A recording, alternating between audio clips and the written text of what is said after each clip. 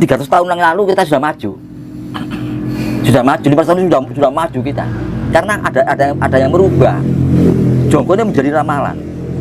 Sehingga kita tidak paham apa inti atau mutiara yang terpendam di dalam Jongko ini. Tapi Jongko Joyoboyo itu merupakan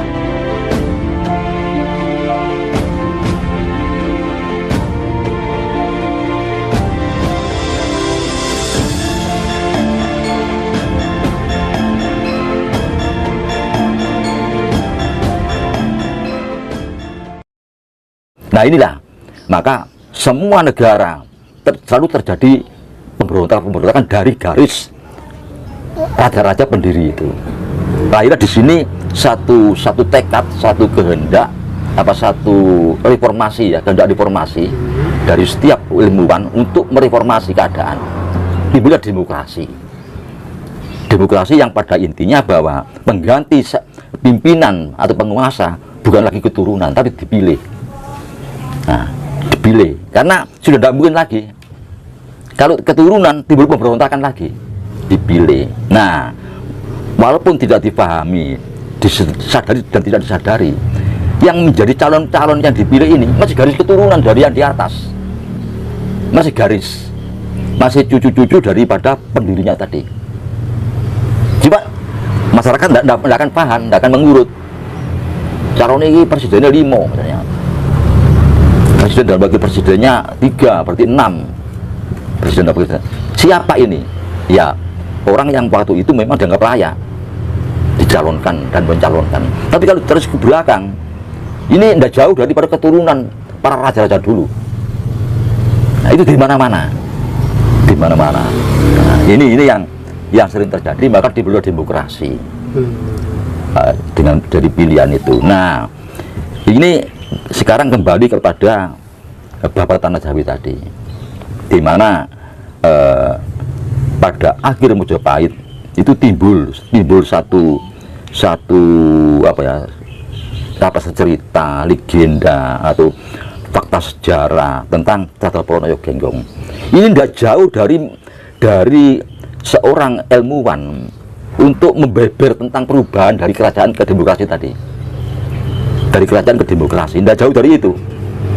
Nah, oleh karena itu menyebut tentang Brawijaya terakhir. Nah, Brawijaya terakhir tersingkir lari ke timur. Akhirnya karena kalah perang dengan anaknya, dengan putranya, akhirnya dikejar oleh Sunan Kalijogo atas perintah Raden Patah.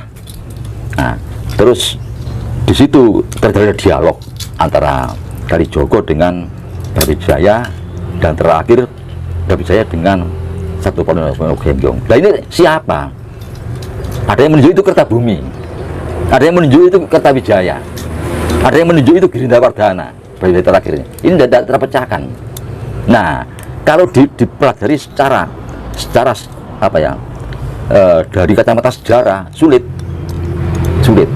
Nah, artinya kita kembali kepada pandangan spiritual, filsafat, bahwa ini monolog antara jati diri sang Brawijaya ini dengan akunya, Tapi kalau tidak ditarik ke situ, dari sisi sejarah sulit untuk diketemukan bahwa yang dimaksud dengan Brawijaya lari ke timur untuk minta bantuan ke Pulau Bali karena terdesak oleh putranya. Ini siapa? Brawijaya yang mana ini? Tidak bisa ketemu. Dan di situ putra dari Kertajaya banyak sekali keturunannya ini. Banyak sekali. Nah, kalau itu monolog itu betul. Nah, kalau itu monolog berarti yang dipersoalkan ini bukan masalah luar, tapi masalah dirinya sendiri. Dirinya sendiri. Nah, tentang dirinya ini itu pun masih hancur lagi, dikaitkan dengan bagaimana Brawijaya ini oleh Sunan Kalijogo ditarik ke Islam, sementara dia itu Hindu, katakanlah atau Jawa. Nah, akhirnya terjadilah dialog. Akhirnya dalam dialog ini Brawijaya menerima untuk masuk ke agama Rasul Islam. Dengan menerima, satu Paulon tidak terima. Terjadi dialog kedua. Akhirnya satu Paulon meninggalkan Brawijaya dengan pesan, awas, saya akan kembali 500 tahun lagi. Ini monolog. Nah, ini kalau dipecahkan secara monolog, kita akan menemukan mutiara-mutiaranya. Apa yang dimaksud dengan ini? Dialog ini. Nah, ini kalau dibiarkan, bisa terjadi pemikiran yang berbeda di antara kita. Bahkan juga apa ya, ada sinar-sinar atau apa ya, tanda-tanda kertaan. Nah, tapi kalau dikaitkan lagi dengan demokrasi tadi, klop. Nah, rupanya ini yang dimaksud oleh para bujangga, para ilmuwan kita. Itu kita kembali kepada jati diri. Apapun kita, siapapun kita, apapun agama, kembali ke jati diri. Tidak mungkin negara itu makmur tidak berdasarkan jati diri. Tidak mungkin negara itu makmur tidak berdasarkan persatuan dan kesatuan. Tidak mungkin. Pasti landasannya persatuan dan kesatuan bangsa dan jati diri. Ini rupanya kembali ke sini. Dan begitu semua akan bisa menerima. Nah, tanda-tanda menerima ini sudah kelihatan. Tanda-tanda bahwa semua bangsa ini menerima. Maaf ya, ini saya tidak bicara masalah politik. Habib Rizik pun sudah mengatakan seni Pancasila. Tidak ada sini yang tidak bicara Pancasila. Semua bicara Pancasila. Ini tanda-tanda bahwa kita ini menerima Pancasila itu sebagai dasar negara, filosofis bangsa, ya, dan sumber dari segala sumber kita terima. Nah, cuma sekarang tinggal pelaksanaannya. Nah, ini itu yang dimaksud dengan pesan satu Paulon Nayogenggong itu. Kembalinya kita pada jati diri, menerima jati diri itu dan melaksanakan tidak hanya dalam kehidupan bermasyarakat, berkeluarga, tapi dalam kehidupan berbangsa dan bernegara. Itu maksudnya. Jadi itu terjadi dialog di dalam diri aja. Iya, dalam diri sendiri, dirinya sendiri. Nah, jadi kalau dikaitkan dengan pribadi tadi, sekarang berarti ada siklus di sini tentang memori genetik. Nah, sebab zaman lampau itu ya kita sendiri. Kita bangsa ini atau manusia itu kalau dari gen kan tidak pernah hilang. Iya. Siapa yang membuat Borobudur ya kita. Siapa membuat Prambanan ya kita. Patuh itu memorinya masih di sini. Kita pun ini leluhur zaman dulu. Kalaupun kita tetap ada dari memori gen, memori genetik secara medis ini ya, bukan secara spiritual. Nah, ini akhirnya memori dalam diri kita ini terjadi siklus berputar. Nah, ini saatnya kembali 500 tahun nih kita sadar loh, yo aku ini orang Indonesia ya. Nah, aku ini lain delok wong iku ono wong kecelakaan, saya tolong ndak takon apa agamamu, kon wong Batak ta wong Ireng ndak tanya, langsung ditolong. Ada wong tukaran, arek cilik kok karo wong gede. Sing cilik kita tolong. Lho enggak sing cilik iki anu keliru sampai aku iki musuhku iku ndak perlu sampai agamane. Ndak perlu urusan itu. Iya. Yang penting naluri nolong. Nah, itu jati diri, naluri. Itu yang muncul sekarang ini. Secara siklus muncul di benak kita masing-masing itu kesadaran. Nah, dari kesadaran ini timbul kecerdasan kan begitu kalau Krishna. Iya. Kecerdasan ini dari ilmu pengetahuan dan pengalaman. Pengalaman dan ilmu pengetahuan, di apa pengalaman dan timbullah kecerdasan. Nah, apa kalau bahasa psikologinya itu kecerdasan. Nah, ini yang muncul. Jadi kecerdasan memori ini muncul kita karena siklus tadi.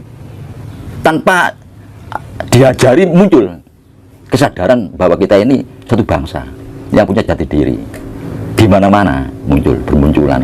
Sudah dilawan ini karena siklus. Itu yang saya maksud dengan kembalinya satu Paulon Nayogenggong tadi. Saya sedikit merespon barangkali begini, Mbak.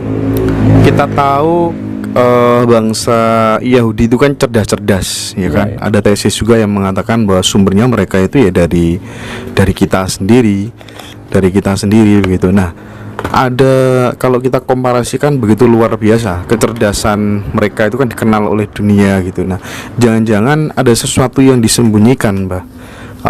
Bagaimana supaya kemudian orang Jawa khususnya tidak mengetahui cara untuk kemudian memberikan sebuah treatment kepada diri agar benar-benar kita dikaruniai sebuah kecerdasan yang luar biasa. Nah, kalau dari perspektif Mbah Gatot sendiri, caranya bagaimana sih sebenarnya supaya otak itu kemudian bisa cerdas sehingga bingung terhadap sesuatu hal, misalnya tentang kesejatian dan lain sebagainya. Oh, kita ketemu sendiri. Itu treatmentnya bagaimana, Mbah? Kan apa ya, kehidupan kita bersama sebagai manusia ini kan tidak selalu mulus ya. Kalau dikaitkan dengan antar bangsa, ada juga ganjalan-ganjalan. Nah, cuma kembali tergantung kesadaran dan kecerdasan kita. Nah, memang tidak mustahil karena hidup ini yang dicari kan pangan ya. Orang itu harus makan. Tidak boleh orang itu kehilangan makanan sehingga berebut panganan. Nah, di Jawa itu jelas sandang pangan, papan. Tiga ini pokok. Ini buat rebutan. Bukan kita butuh pesawat terbang, butuh satelit. Karena pokok pertama itu sandang pangan, papan. Ini yang jadi rebutan sampai sekarang. Nah, karena perebutan itu, maka tidak mustahil gesekan antar bangsa, antar kepentingan, sehingga bangsa yang mampu mendahului gerak, dia yang menang. Mampu memahami sesuatu yang pertama, dia menang. Dipaham tentang sesuatu yang pertama, dia menang. Gerak dulu, dia menang. Nah, itu orang berdagang aja.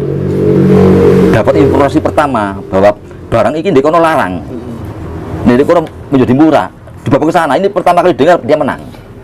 Dan dia gerak dulu, dia mesti menang. Ada yang juga menyangkut tentang peradaban manusia dan kemajuan manusia. Rupanya kita kedahuluan kita, sehingga kita terus surut gitu. Gerakan kita surut, terbelakang, tertinggal terus. Informasi juga tertinggal. Kedua, informasi tertinggal, gerak awal juga tidak bisa. Gerakan kita terlalu lamban karena ada tekanan di sini. Nah, tekanan itu kadang-kadang tidak kita sadari. Contoh yang gampang, Jongko Joyoboyo. Nah ini, Jongko Joyoboyo. Ini yang betul itu Jongko Joyoboyo, bukan ramalan. Bangsa kita itu tidak terbiasa meramal, tidak punya naluri meramal, itu tidak ada. Sekarang kenapa banyak ramalan? Kayak menjadi kacu. Nah, bahasa kita bukan bahasa peramal. Tidak tahu bahasa asing ya. Mungkin kita meramal, kita tidak. Jongko, menjangka.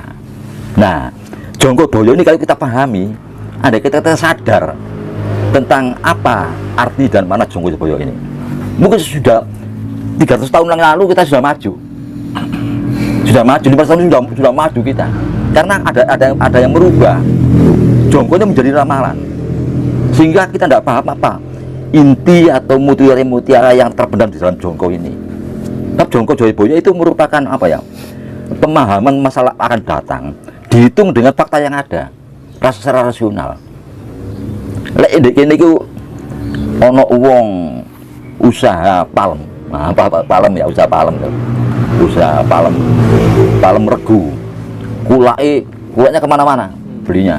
Ke seluruh tanah Jawa, ekspornya ke Eropa. Nah, demikian terjadi perang antara Irak Amerika, maka semua kiriman ke Eropa menjadi batal semua dan jatuhlah pengusaha palem itu. Nah, selang 10 tahun setelah itu, di mana-mana ada pohon palem di sini. Orang bingung, loh, kok pohon palem ya? Dari mana? Ini bukan jati diri tanah sini palem itu, kok banyak pohon palem. Nah, kalau ditelusuri ke belakang, ternyata di sini dulu tempat transit palem, beli kemana-mana, dijual ke Eropa. Nah, pada saat itu orang bisa menjongko besok ya. Nah, ini kan jongko ya, bukan ramalan. Membaca masa depan atas dasar masa yang waktu itu dihitung, itu jongko. Dan begitu juga Joyoboyo itu begitu. Ono kereta melaku perjalanan maburutan polar tanah Jawa kalukan besi kali ilang kedua perjalanan kumana ini jongko, bukan ramalan ya, jongko iya. Akhirnya ada laboratorium untuk meneliti bagaimana membuat pesawat terbang, membuat mobil. Ini mestinya kenapa jadi ramalan? Nah, ini ada sesuatu yang merubah menjadi ramalan, ditunggu, akhirnya kita tidak maju. kalah cepat dengan mereka. Actionnya yang kurang. Iya, actionnya kurang. Dan tak tanggap kalau ini jongko, bukan ramalan. Bahkan sekarang kita ini dianggap bangsa peramal. Ngelamun, meramal sehingga enggak, akhirnya kacau masyarakat ini menjadi tidak karu-karuan jadinya itu loh. Iya, iya.